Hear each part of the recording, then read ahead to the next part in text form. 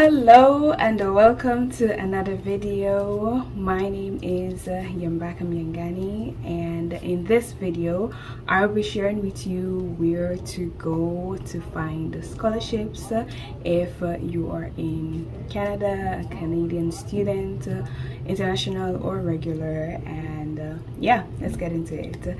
So basically, yeah, this is just like beyond the OSAP regular granted, which is only available to regular students that aren't regular meaning you're a Canadian citizen or a PR.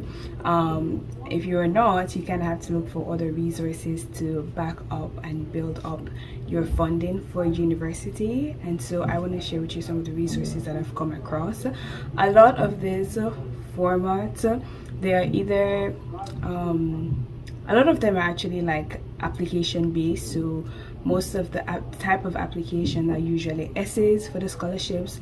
For other things, they might just be like you filling up or submitting some forms to show your income status, and then they will, you know, whatever systems are set up will provide you with the funding based off of those information. All right, so in this video I'll be sharing with you three, and then how to get started on those three, and at the end I will be sharing with you some of the best practices to tackle some of these. The very first one is to start with your university or college that you are either in or got accepted into. So I am a part of McMaster, and for one of the summers, I think the 2021 summer rather, I was working with the SSC, and I realized that a lot of students weren't aware of the opportunities afforded to them. So this is not even like big thing for you to work or anything. It's just like a matter of putting in your information and finding help. So one thing that got me was that as embarrassing as this might sound, I didn't know what the term first generation meant.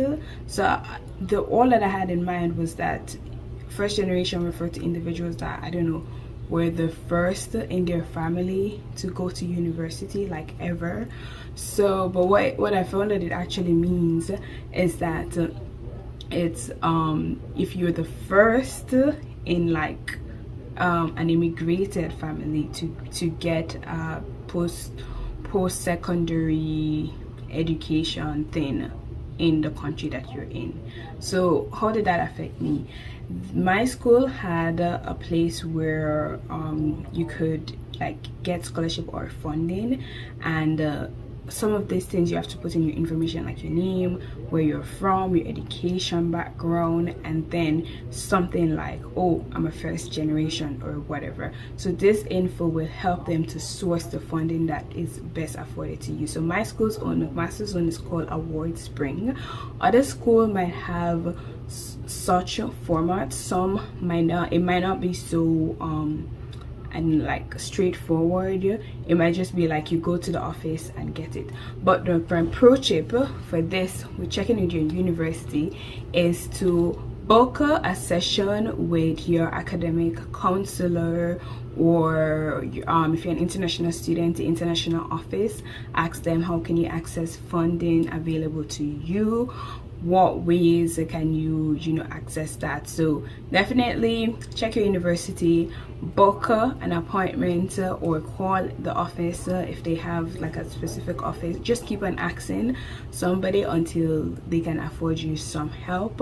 And yeah, it is also good to check the website. So they might have the website that shows scholarship, aid, and awards, and then you look into that. And even if like you look on the website and you feel like, oh, the deadline is passed, or like you cannot you don't qualify, this is still good information so you can build yourself better. If you're coming in, you know that okay, people that do these or have this, it could be grades, it could be athleticism, whatever it is, you're able to build yourself to reach the requirements so that the next time you can fund, because we're also thinking of the long term, not just right now.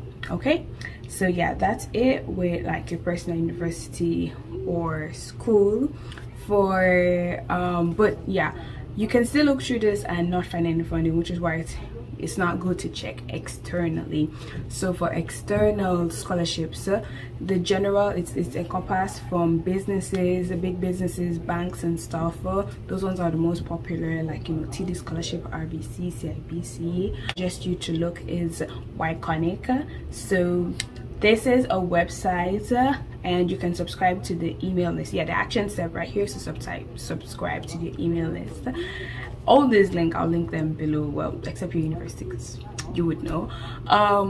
So Wyconic, it's a website that lists different scholarships, so you can put in a bit of your information. It's a bit minor. You have to do the work to find out if this scholarship works for your situation or not.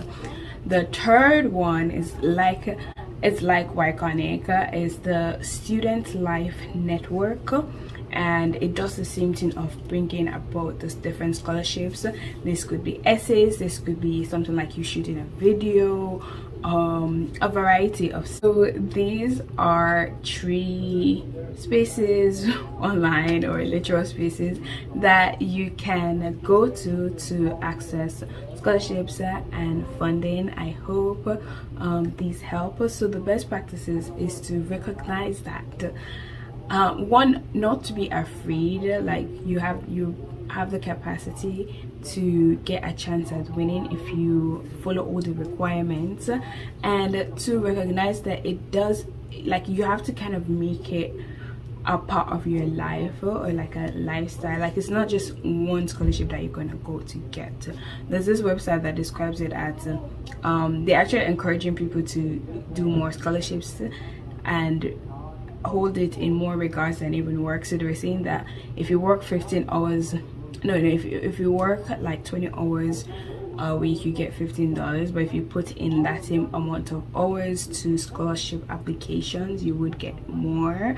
What I want you to get from that quote is that it actually does require some amount of like work and dedication.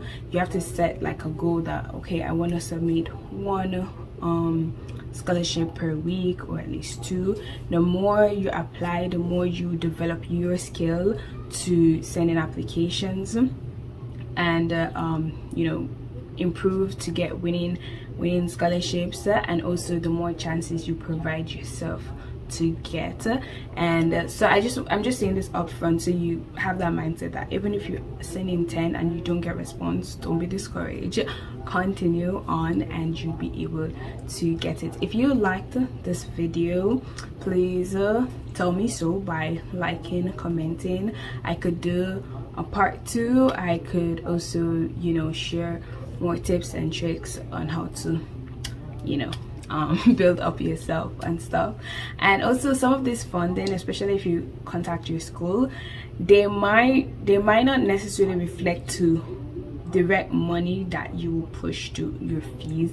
It could be funding for the provision of other things that are included in schooling. So for example, you might get funding specifically, or just funding specifically to buy like a laptop or tools that will help your learning enhanced. So yeah, check that, ask for that. Yeah, until next time, never stop curating your best life. Again, show me that you like this video, comment so I could make more of this if they're helpful. All right, bye.